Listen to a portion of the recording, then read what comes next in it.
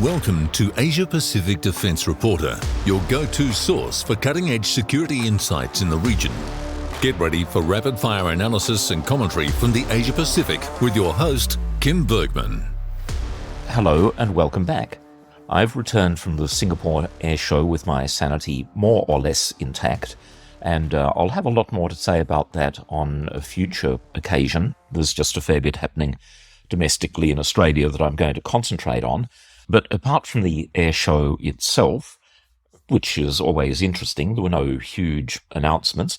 I had the chance to spend a bit of time with Singapore Technologies Engineering, which is the country's national champion when it comes to not only defence manufacturing, but some other high-end commercial production as well. And I'll have a lot more to say about that in the future, because this idea of having a single national champion when it comes to medium-sized countries makes a lot of sense. And Sweden has Saab, Norway has Kongsberg, Finland has Patria. Once countries have bigger economies, they can go beyond having a single national champion. The UK has BAE Systems. They're supported by smaller companies such as Babcock, BMT and Cobham. France has a similar structure. What does Australia have? Scattered bits and pieces, to be frank. I mean, there's a huge amount of talent out there, but it's packed into these subsidiaries of foreign-owned entities, and no Australian-owned company that could be considered large enough to be a prime system integrator in its own right. For me, that's a major deficiency.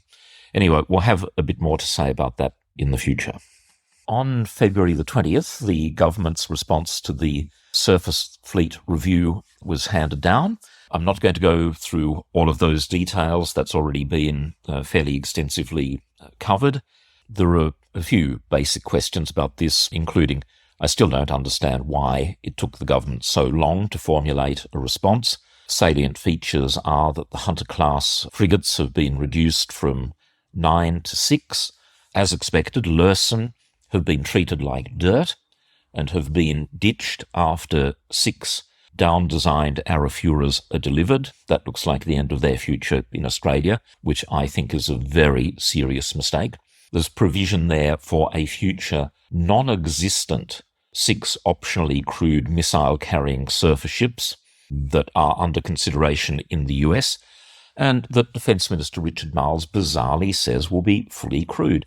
I mean, honestly, what's the point of investing all of that money in AI-enabled systems and then basically declare up front we're never going to use it? Just get a surface ship that's going to be much cheaper than something that's at the leading edge of technology. On top of that, the Tier 2 Anzac frigate replacement, that'll be between 8 and 11 ships in the 3,000 to 4,000 ton range. My concerns there, it's a good idea, don't get me wrong, but my concern is how long it will take to deliver, because they're looking, or will look, I don't think anyone expects Navy to be ready to go, other than people like me.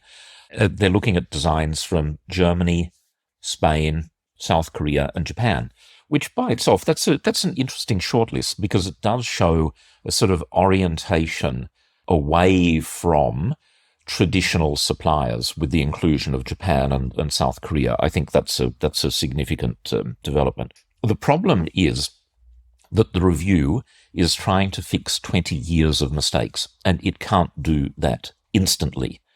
By the way, this isn't 2020 hindsight. What I'm about to discuss was widely known, debated at the time. The Hobart-class air warfare destroyers should have been continuously built in batches of 3 with technology updates. But way back in about 2014 or 2015, when the first 3 Hobarts were well underway, and it looked like there was a looming gap coming up in production of surface ships. As I understand, Navy was asked if they were interested in a 4th AWD and said pretty firmly, no, they were not. Which, again, I know that I tend to use the word bizarre quite frequently. It's appropriate to the circumstances, because if back then the right thing had occurred, and production of the Hobart class had continued in batches of 3. In the United States, they do flights, Arleigh Burke destroyers, Flight 1, Flight 2. I think they're up to about Flight 4 at the moment. The idea being that each batch of 3 or 5, or in the United States, 20, you insert new technology each time. By now, we could easily have had 9 Hobart-class air warfare destroyers in 3 batches, with the final batch of 3 specializing in anti-submarine warfare, and the opportunity to just keep on churning them out. Anyway, that was an opportunity that was overlooked. And I'll also say that stretching the Hobart class, they're currently 147 meters long versus 149 for the Hunter, is from a naval engineering point relatively easy. That there are limits. There are certain ratios about the beam of the ship to its length and maintaining speed and stability and all of those things. But a small increase in length is not a scary thing at all. And once you increase length, you also increase displacement, and that gives you the chance to add on more and heavier weapons. The hull form is basically an Arleigh Burke. I mentioned Arleigh Burke a few sentences ago, and they're around the world. The Spaniards use them, the Norwegians, the South Koreans, the Japanese. The Korean KDX-3 Batch 2 is 176 meters long with the same hull form, and that carries a massive 128 vertical launch cells. So if back in the early 2000s, people had really got their act together in government, and particularly in the Department of Defense and Navy, and mapped this out, we would be in a far, far better place than we are now. And for the Arafura class offshore patrol vessels, which I've said now on multiple occasions, Navy have gone out of their way to deride the design that they themselves had chosen.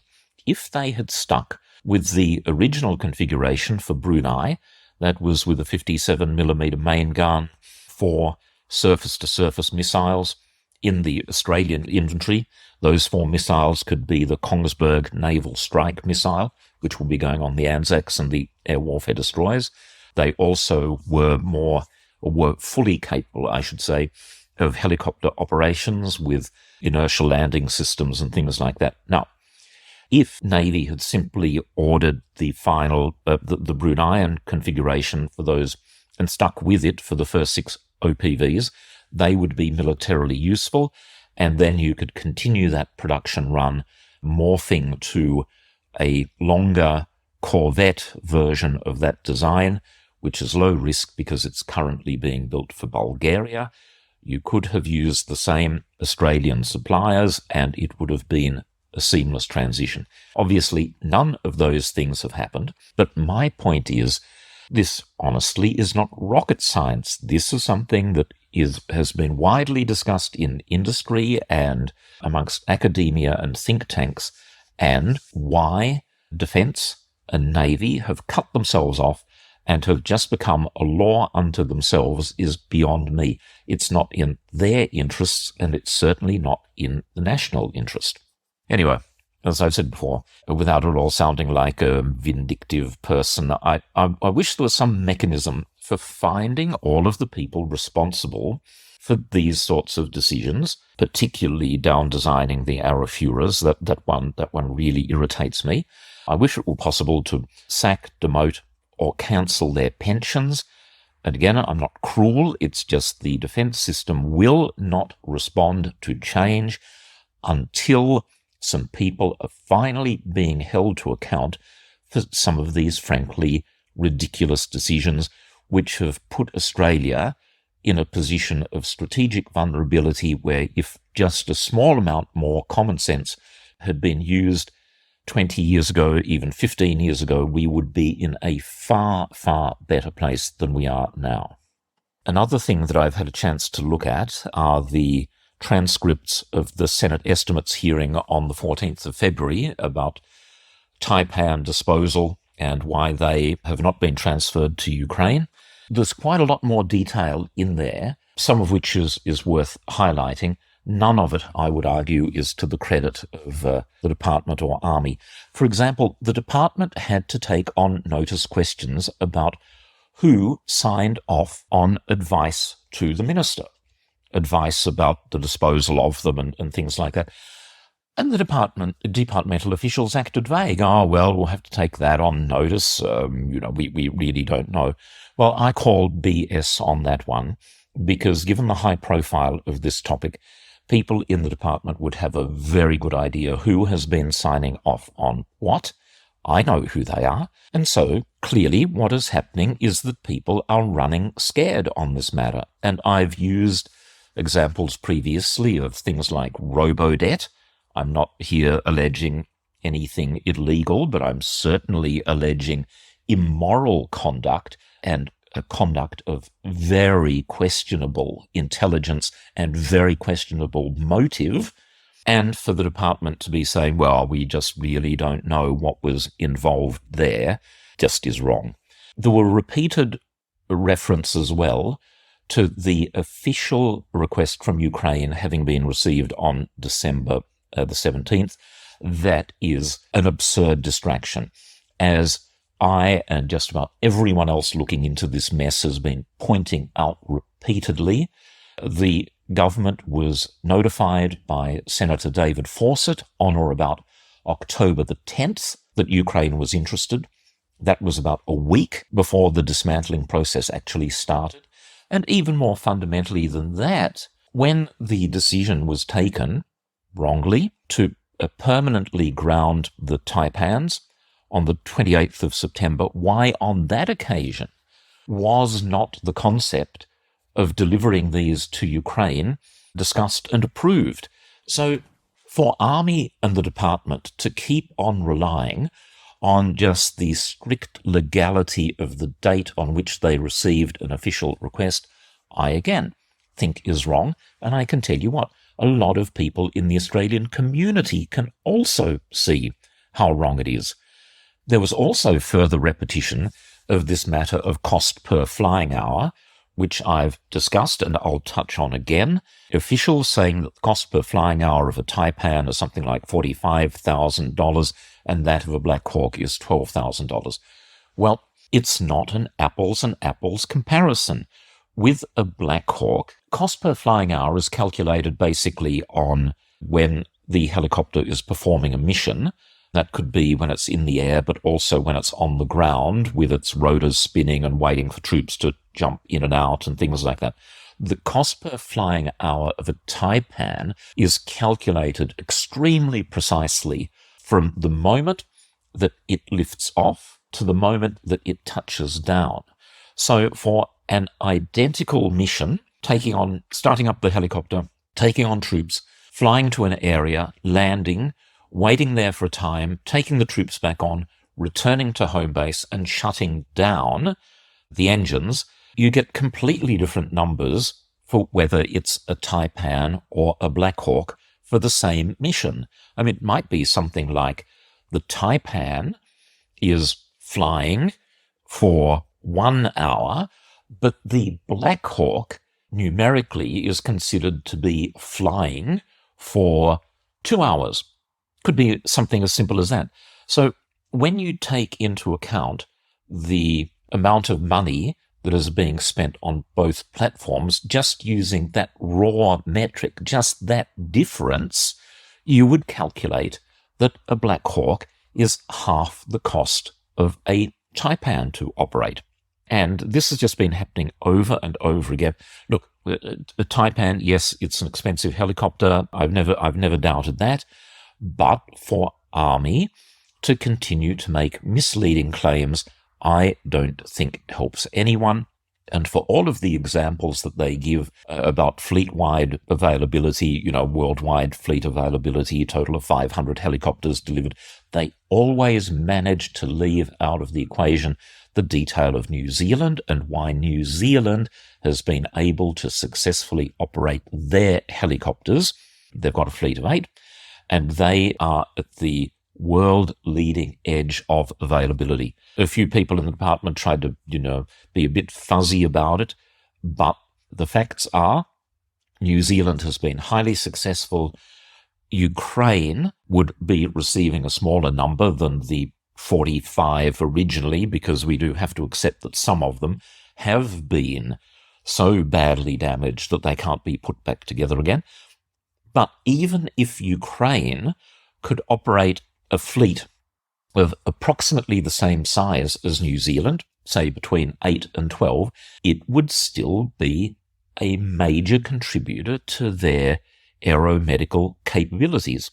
And now, thankfully, another development, we have a public inquiry into the circumstances of the Talisman Sabre crash that took the lives of 4 people. This was announced on February 22nd.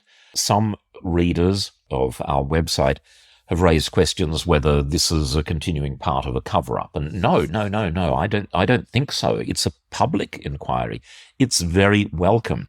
It's led by a judge, and a further very important part of this, it will hold public hearings. In the past, Defence, and Army in particular, have gone to great lengths whenever any sort of inquiry has been held into Taipan or Tiger. The findings have been concealed. The reason for the inquiry, this is the interesting one. This is pure guesswork on my part, but I suspect that Ministers Miles and Conroy are finally waking up to the fact that not all advice from the department is balanced and reasonable. The previous position of the government is that they were 100% covering up for defence and going along with it, and they might have now come to the realisation that there are so many murky things about the Talisman Sabre crash that they politically and personally are getting in a position of great vulnerability if they just blindly keep on repeating whatever it is that they're being told. Despite the best efforts of Army and Defence to muddy the waters, a reader comment, I think, summarised the situation like this: a disgraceful blight on Australia, the government and the Army. I couldn't have said it better myself, and I'm amazed by the fact that the ministers didn't instantly recognise how bad this would make them look. And so, since this story has come out around December 21st, they have kept on digging and digging, metaphorically, and now they are in such a deep hole, entirely of their own making, that they don't quite know how to get out of it. So there will be more developments in this space for certain. Speaking of updates and corrections, I need to be a bit more positive about Apache attack helicopters, the ones that will be replacing Tiger. I was given a very good briefing at the Singapore Air Show by Boeing, and I thank them for that. My point has always been that the decision to replace Tiger is unnecessary. I stand by that. I have, however, been harsher on Apache than I should have been, and I'm running out of time today, but I am planning to go into that in a whole lot more detail, both in writing and in a future podcast. But on the timing of this, again, Army and Defence is planning for a capability gap. You would have to wonder why they are following a strategy of taking all of the Tiger armed reconnaissance helicopters out of service by the end of this year, and that's when the first of the Apaches will only have just arrived, at best, and with the final one being delivered in 2029. Why does Defence keep on doing this over and over again? Surely the only sensible way of planning any of these activities is to phase the arrival of Apache more precisely with the withdrawal of Tiger. A couple of Apaches arrive, you take a couple of Tigers out of service. Anyway, my idea, by the way, and I'm going to conclude with this big picture vision, since I'm a big fan of Tiger, since we've paid for them, since they're now operating very effectively, either start planning now, and I mean now like last week, to donate them to Ukraine, or keep and store them and start thinking about how to use them in a manned-unmanned teaming arrangement with the Apaches. They're smaller, lighter, more agile. Airbus, the manufacturer, has already done a lot of work on optionally crewed helicopters, So with the assistance of industry and the Defence Science and Technology Group, start converting a few Tigers. Once you take the 2 human operators out of the mix, you can add a lot more fuel to them. The current operational range is 800 kilometers. I suspect that with those modifications, you might even be able to double that. They would be a fantastic uninhabited aerial system to be working in conjunction with the Apaches.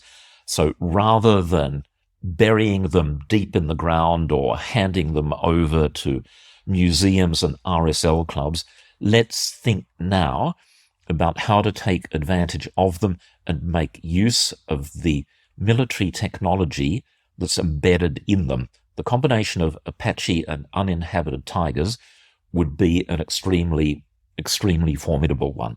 So come on, Army, come on, Defence. There's a good positive idea for you. Rather than just reflexively saying no, get off your backsides and do something. Okay, that's it for today. I just run out of time. I had a lot of other things, but we'll have to wait for next week. As always, thank you very much for listening, and see you next time. That's today's Asia-Pacific Defence Reporter. For more in-depth articles, expert opinions and exclusive interviews, visit AsiaPacificDefenceReporter.com. Stay informed, stay ahead. This is your source for all things defence. Until next time.